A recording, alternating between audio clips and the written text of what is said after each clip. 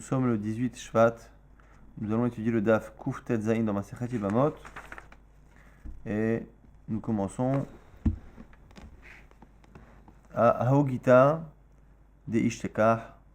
C'est qui est à la quatrième ligne dans la page Kuf Tet Zayin. Haogita de Ishtekah Besura. On avait vu une marloquette entre Abaye et Rava. Est-ce que lorsqu'on avait un document, un get ou un document en général, qui était au nom d'une personne, est-ce qu'on craint qu'il y ait une autre personne dans la même ville qui ait le même nom? Parce que dans un document général, on mentionne à la fois le nom de la personne, à la fois le nom de la ville. Et on verra ici qu'on a un cas où Abaye et Rava ont l'air de dire l'inverse de leur avis habituel. On avait vu que Abaye craignait le fait qu'il y ait quelqu'un d'autre, un homonyme, et Rava ne craignait pas le fait qu'il y ait d'homonyme. Et on va voir ici un cas où chacun a l'air de dire plus ou moins l'inverse de son avis habituel. Haogita de Ishtaka Besura. Un jour, on a trouvé un get dans la ville de Soura, en Bavel. Ortiv be Achi Besura Mata. Et il y avait marqué dessus que ce get-là a été écrit justement dans cette même ville-là de Soura. Asura, Ana, moi, Anan Bachia, moi, Anan, fils de Chia, Minardea, qui vient de Nardea. Donc la personne qui a écrit Asura écrit qu'elle vient de Nardea, d'une autre ville. Ptarit, Vetachit plonit inteti, je libère et je divorce ma femme qui s'appelle une telle. Et Ubdakur Rabanan Misura ve'anardea, velo ava anad bachia harina, levar me'anad bachia, mehagra de'ava benardea. Et ils ont cherché Rabanan, ils ont cherché les Chachamim à savoir s'il n'y avait pas un homonyme. Et ils n'ont trouvé qu'un seul homonyme, mais un homonyme qui, lui, à la base, ne vient pas de Nardea. Sur Anan disait qu'il venait de Nardea. Nous, on a trouvé un qui, à la base, vient de Chagra, mais qui actuellement habite à Nardea. Donc, qui habite actuellement dans la ville qui est censée être la ville d'origine de ce monsieur-là. Ve'atu Saade, ve'amur da'u yoima, ki katav haugita, Anan bachia mechagra, gaban hava. Et ce même homonyme que l'on a trouvé, ce même homonyme, il y a des témoins qui viennent attester que cet homonyme-là était dans une autre ville, était à Nardea à ce moment-là. Donc on répète, on a un cas, on a un get qui a été écrit par un type qui s'appelle Anan bar Hiya. Ce get-là a été écrit en Asura au nom d'un type qui vient de Nardea. On a trouvé un homonyme de cette ville. Simplement, on a des témoins qui disent que le jour où le get est censé avoir été écrit à Asura, ce type-là n'était pas à Asura, il était dans sa ville à Nardea. Et ce que l'on craint, cet homonyme-là, qui vient de la même ville, qui a le même nom, qui vient de la même ville, mais qui n'était pas présent, selon des témoins, dans cette ville-là au moment de l'écriture du get. Amar Abaye, Afledin Amina Chayshinan, Achalo Chayshinan. Abaye dit, moi, de manière générale, qui ai l'habitude de craindre que lorsqu'il y a un homonyme, je crains que ce soit peut-être cet homonyme-là qui écrit le get, et qu'en fait, là, cette femme-là ne soit pas libérée, de peur qu'en fait, même si ça paraît un peu bizarre, de peur que ce soit l'homonyme qui écrit le get à cette femme-là. Même si cet homonyme-là n'est pas marié à cette femme, mais on craint que ce get-là ait été écrit par l'homonyme, et du coup, que ce ne soit pas un bon get et qu'on ne puisse pas laisser la femme se remarier. Moi qui ai l'habitude de craindre toutes ces situations-là, ici je ne crains pas. Pourquoi? Parce qu'effectivement, il y a un homonyme qui vient de la même ville, mais comme il y a des témoins qui disent que le jour de l'écriture du get, il ne se trouvait pas dans la ville de l'écriture du get, il n'y a plus lieu de craindre. Deha, Kamresa, des Benardea Ava. Les témoins ont dit qu'il était à Nardea. Maï Be'a Besura. En quoi peut-on craindre le fait qu'il ait lui écrit ce get-là? Donc je peux craindre moi que quand tout se passe dans une même ville, s'il y a un homonyme, je peux craindre que ce soit cet homonyme qui a écrit ce document-là. Mais lorsque je sais que ce jour-là il était ailleurs, il n'y a plus lieu de craindre. Donc Abaye ici ne craint pas alors qu'il a l'habitude de craindre. Amar Rava. Et Rava maintenant dit l'inverse. Af lididi de lo chayshinan, acha chayshinan. Moi Rava, qui a l'habitude en général de ne pas craindre lorsqu'on a un homonyme dans la ville, de ne pas craindre que ce soit cet homonyme-là qui a écrit le get ou le document, et bien ici, contrairement à mon habitude, je vais moi craindre ici que ce soit l'autre. Pourquoi? Et du coup, il faut répondre, parce qu'effectivement, puisqu'on a dit que le get a été écrit en Soura, cet homonyme-là étant en Ardea, a priori, c'est pas possible. Rava nous dit des réponses un peu étonnantes, les deux premières en tout cas.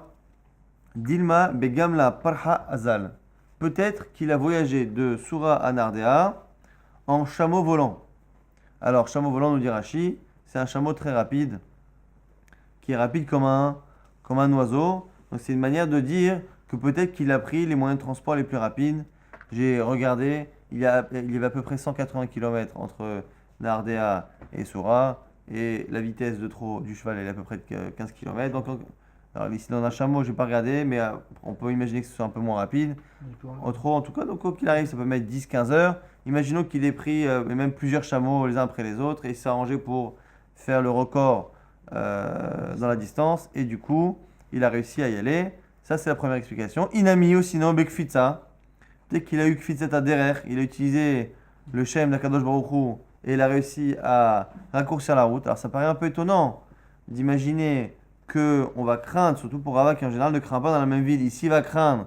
Tout ça parce qu'il imagine que le type, il a fait des miracles. Mais c'est quelque chose qu'on a déjà vu et qu'on verra dans ma série Ktubot, qu'une femme qui est enceinte et que son mari est dans une autre ville, eh bien, on ne dit pas que l'enfant est mamzer, parce que justement, on dit aussi, je crois que c'est un papa qui dit là-bas, que on est tollé, on imagine que le mari est peut-être venu justement aussi à l'Idéchem, avec le nom d'Hachem, il est venu, il est en relation avec sa femme, il est reparti, donc on peut craindre des fois cela et permettre de ne pas être marqué au niveau de la lacha. Inami, Milemasa, troisième explication, peut-être pour expliquer pourquoi, même si cet homonyme-là est dans une autre ville, on peut imaginer que ce soit lui qui a écrit. Milemassar, peut-être qu'il a donné des instructions.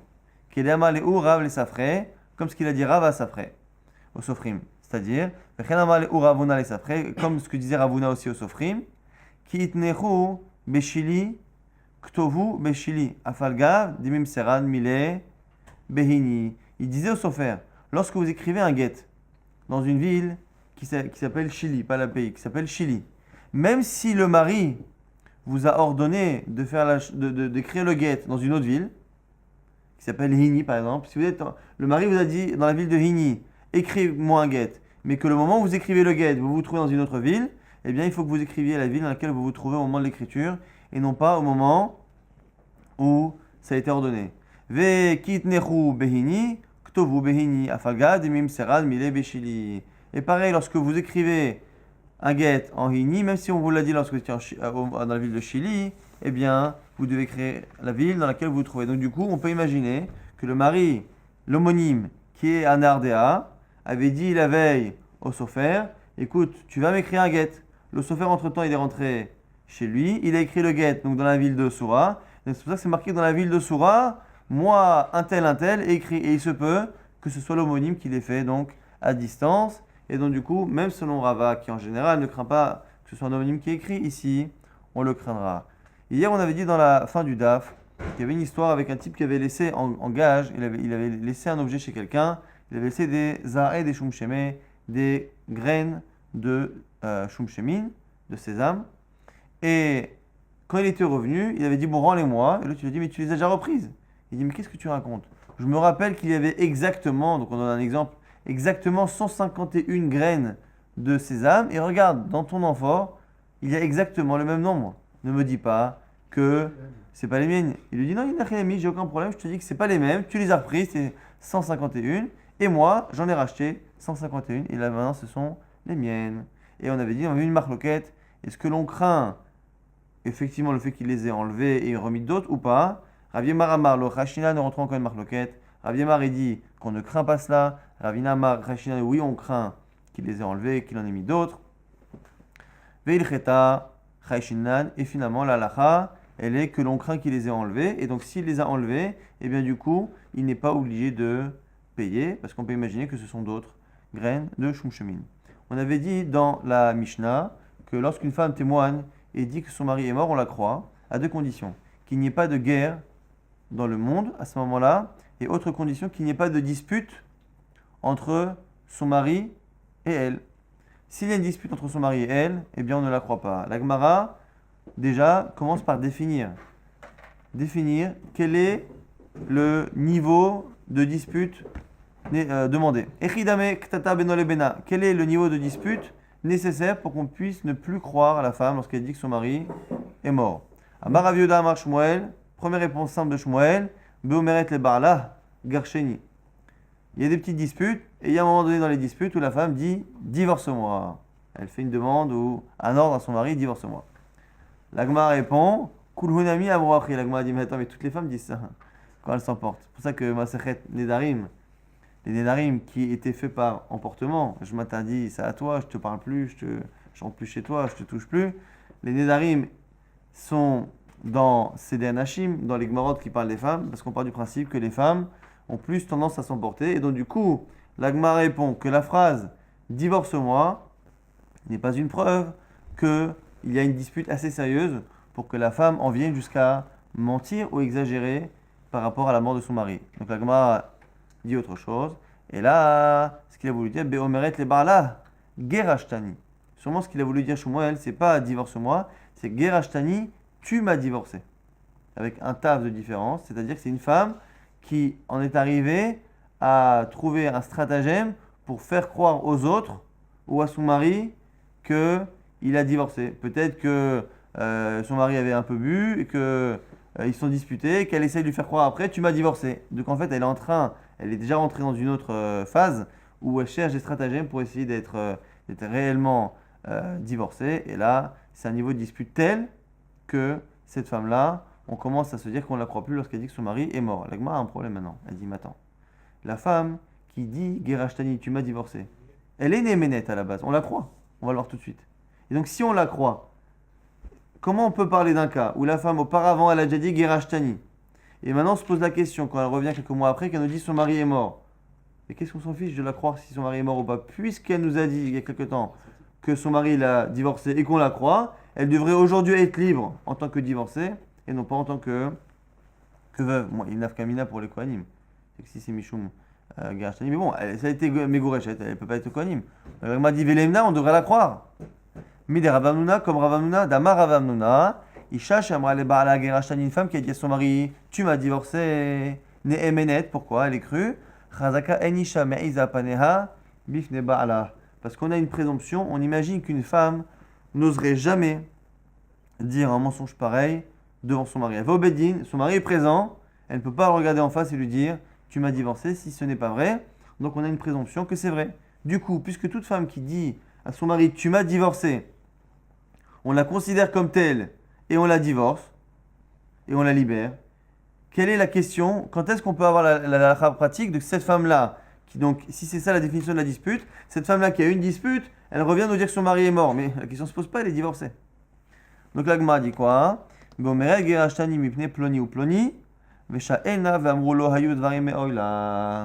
dit en fait c'est un cas où effectivement la femme a dit tu m'as divorcé. On a nous une présomption que ce qu'elle dit est vrai. Simplement le problème c'est qu'on a des témoins qui sont censés avoir été présents au moment du divorce qui nous disent on n'a jamais vu cette bonne femme-là. On n'a jamais vu de guette. Et ici, comme ça n'est qu'une présomption qu'elle a raison, et cette présomption-là est contredite par des témoins, eh bien c'est un cas où elle a dit Gerashtani, mais qu'elle n'est pas divorcée. Et c'est là que notre cas pratique commence. C'est-à-dire une femme qui a dit tu m'as divorcé, et que donc on sait qu'il y a un niveau de dispute assez élevé chez eux, et on sait qu'il y a un taux de dispute, mais on ne peut pas non plus la libérer par ce guet-là. Et donc du coup la question se pose, si elle vient quelque temps après nous dire que son mari est mort, voici la définition de Ktata, selon la Gemara, la définition de Ktata qui est dans la Mishnah. Maintenant, autre question, Maï ta'ama de Ktata.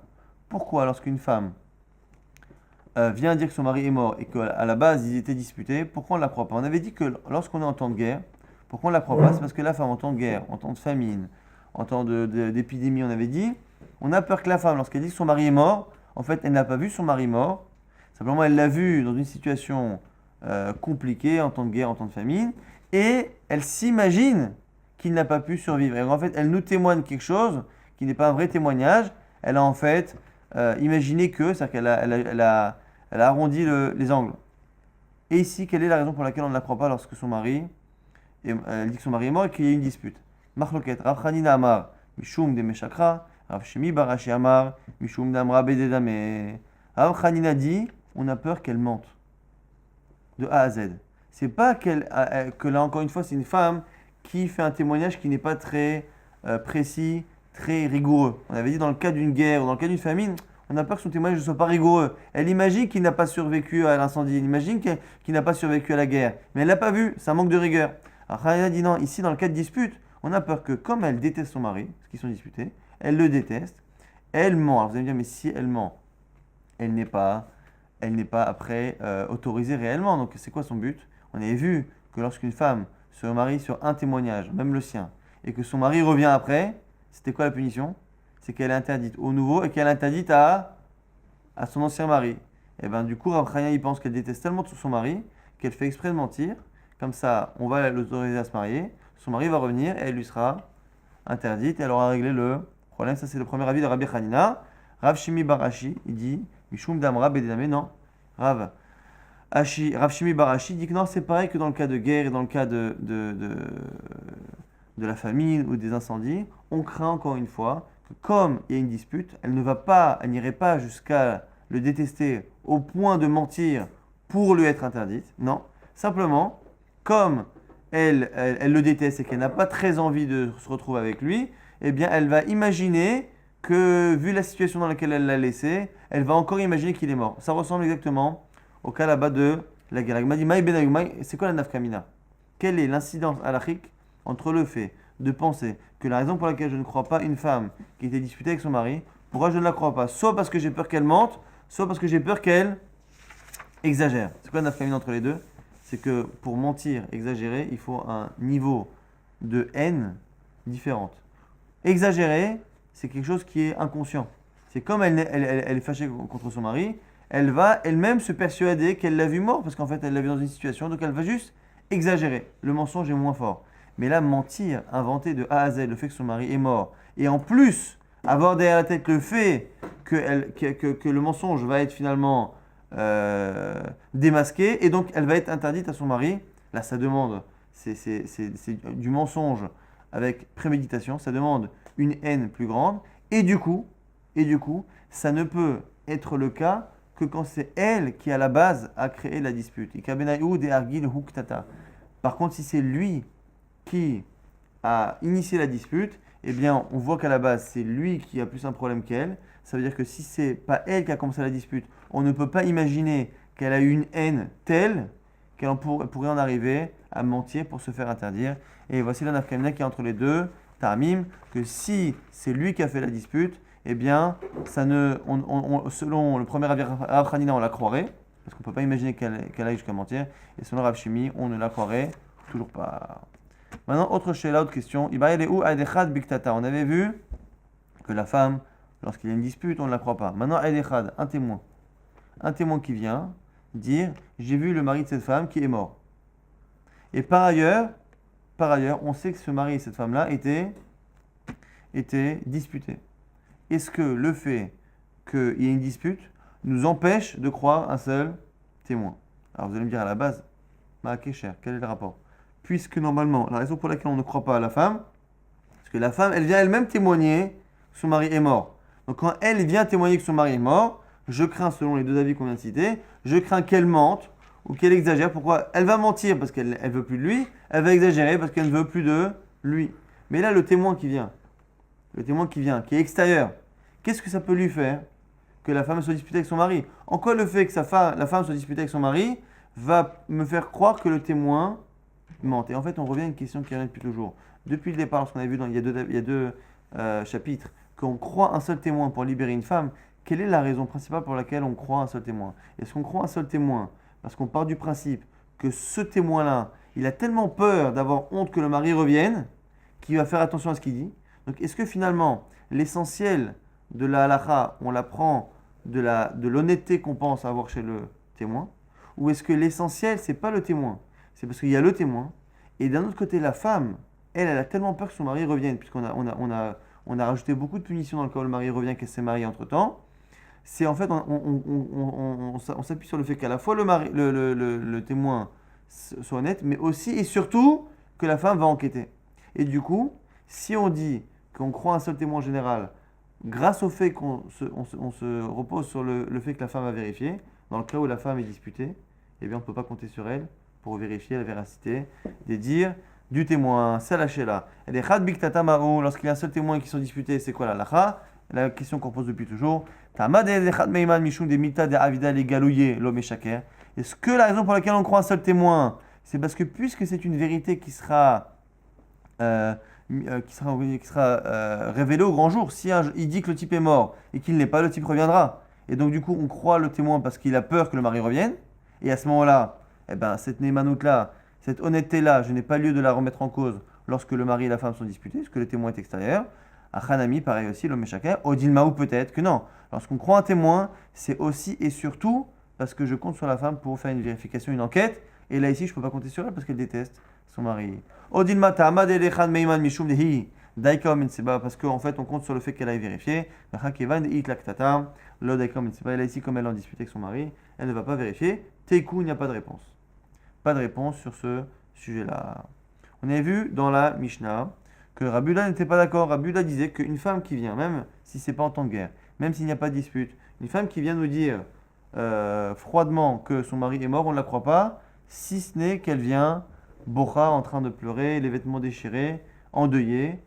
Il n'y a que cette femme-là que l'on croit, pas celle qui vient nous dire calmement que son mari est mort. Mais Chachamim n'était pas d'accord. Tanya, Amroulo, les Rabbi Yehuda, Lidvarecha pikachat tinnase, shota lo tinnase.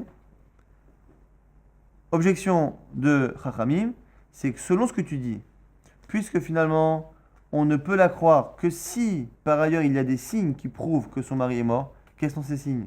Ce sont ses pleurs et ses habits déchirés. Eh bien, selon toi, on ne pourrait pas croire une femme qui est shota, donc qui est un peu déséquilibrée et qui a tendance donc très souvent à pleurer et avoir des attitudes un peu étranges. Cette femme-là, on ne pourrait pas la croire parce que on ne peut pas se baser sur ce simana, sur ce signe, puisque c'est quelque chose qui est fréquent chez elle, le tinase, et là, achazo vachazo tinase, et c'est là d'être une objection, comme si Chachamim savait qu'à la base, on était obligé de croire ce genre de femme-là, qui disait que son mari est mort. Aïdatia le Bedina, une histoire intéressante à ce sujet-là. Il y a une femme qui est partie au Bedin. Je rappelle que Chachamim ne demande pas ce que la femme soit en deuil lorsqu'elle vient annoncer que son mari est mort. Mais Rabbi Yehuda, oui. Il y a une femme qui est venue un jour au Bedin, des Rabbi Yehuda, au Bedin de Rabbi Yehuda. Donc la halakha chez Rabbi Yehuda, elle est comme Rabbi Yehuda. Amrela, il y avait des Chachamim qui étaient là-bas et qui l'ont reçu avant le Rav. Ils lui ont dit, écoute, Sivdi Ba'aler qui a emaner, Vesitri Mazier.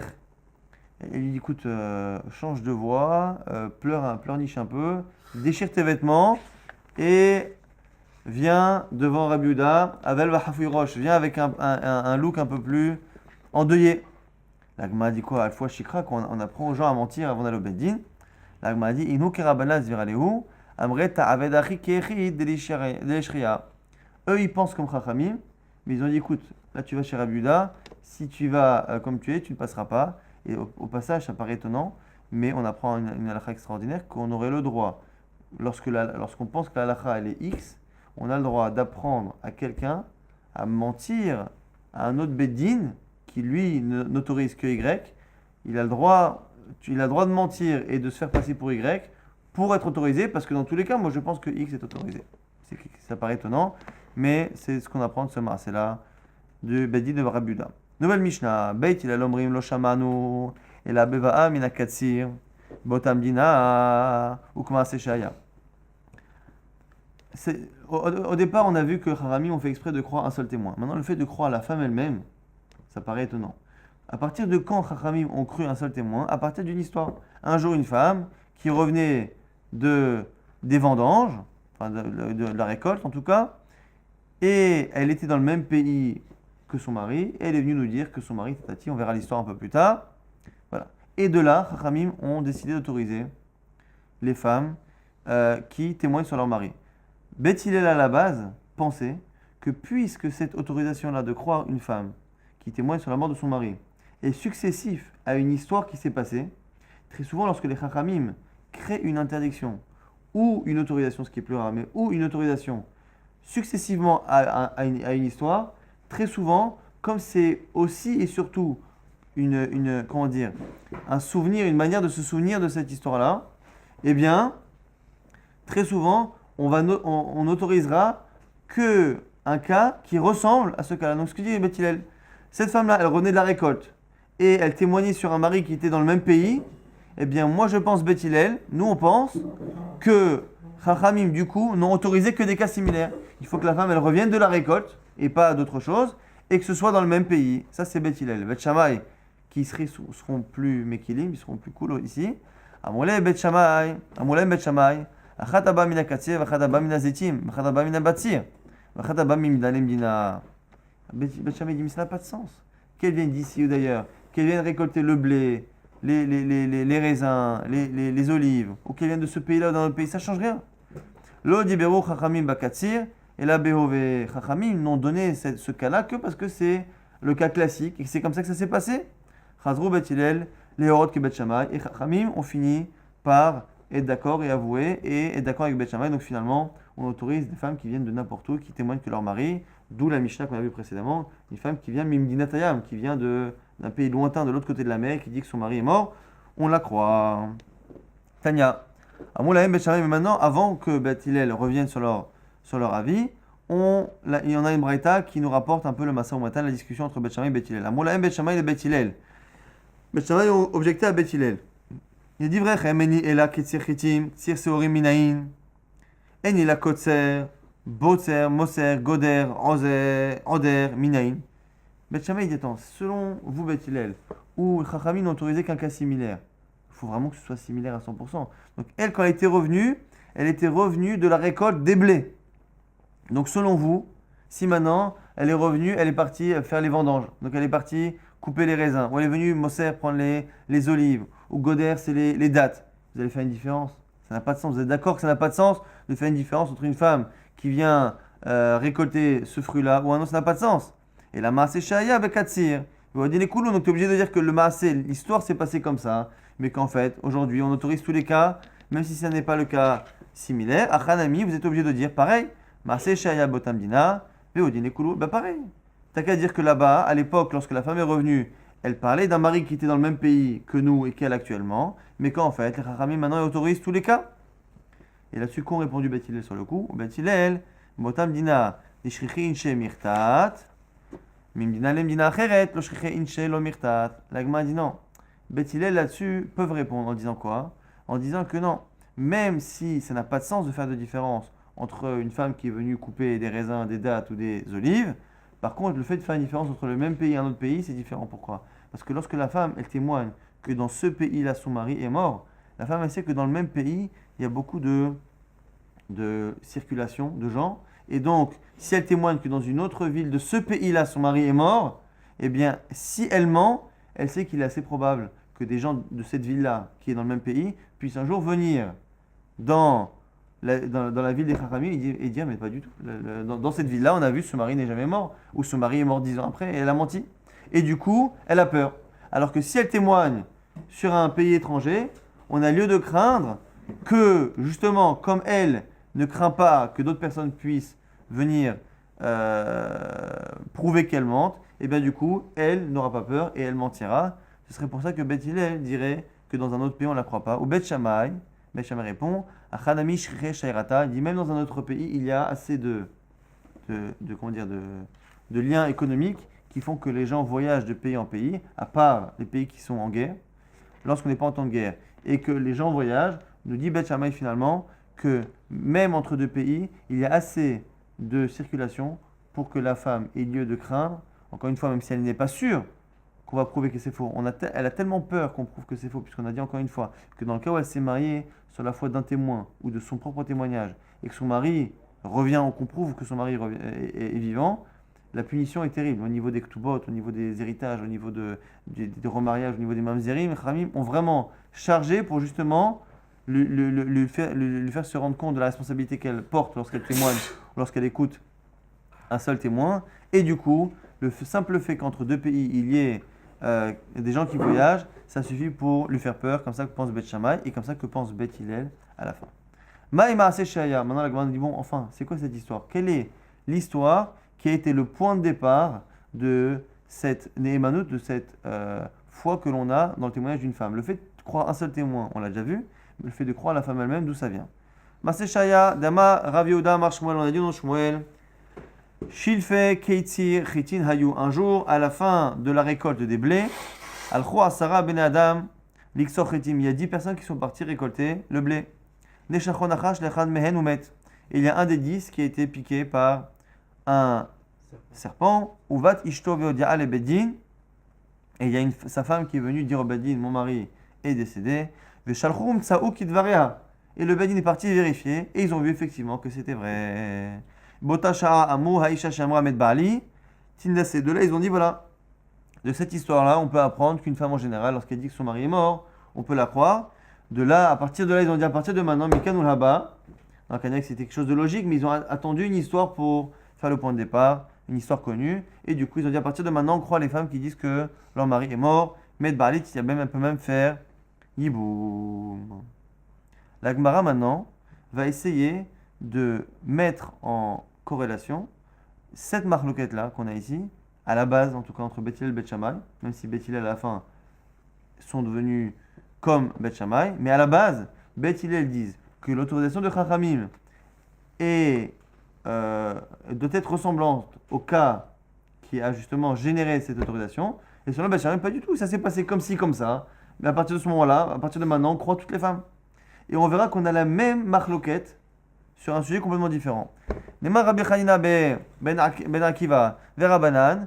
J'ai une histoire avec Rabbi Chanina ben Akiva et Rabbanan, et j'ai l'impression que leur désaccord est le même. Biplukta de Beth Shammai et Beth Hillel comme les qui sont désaccords sont le même désaccord que Beth Hillel et Beth Shammai.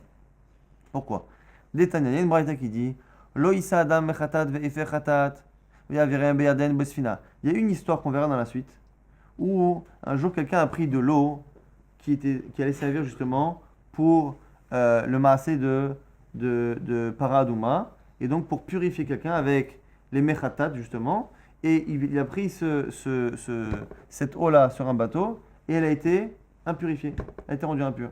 Et du coup, à partir de là, les Chachamim ont interdit de prendre de l'eau de mechatat sur un bateau.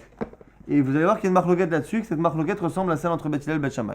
En tout cas, depuis cette histoire, on va la voir dans la suite, l'histoire à la toute fin, mais à partir de cette histoire-là, on n'a plus le droit de prendre des mots de des eaux de Efer Achatat pour la Paradouma et de les passer sur un bateau et de traverser un fleuve avec. On n'a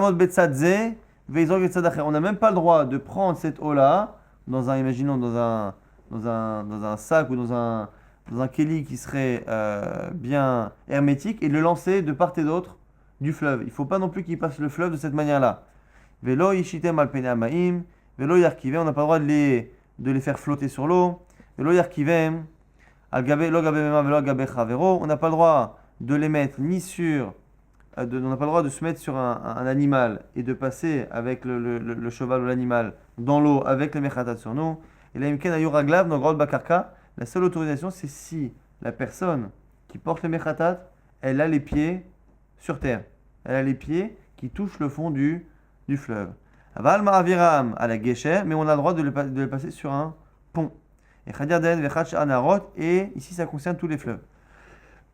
Ça c'est Rabbanan qui pense que même si l'histoire qu'il y a eu s'est passée sur un fleuve particulier, à un endroit particulier avec des conditions, il pense qu'à partir de là, les Chachamim ont vu que c'était risqué et ils ont interdit tous les cas similaires, mais tous les cas. Donc ici Rabbanan ressemble à Beth Shammai.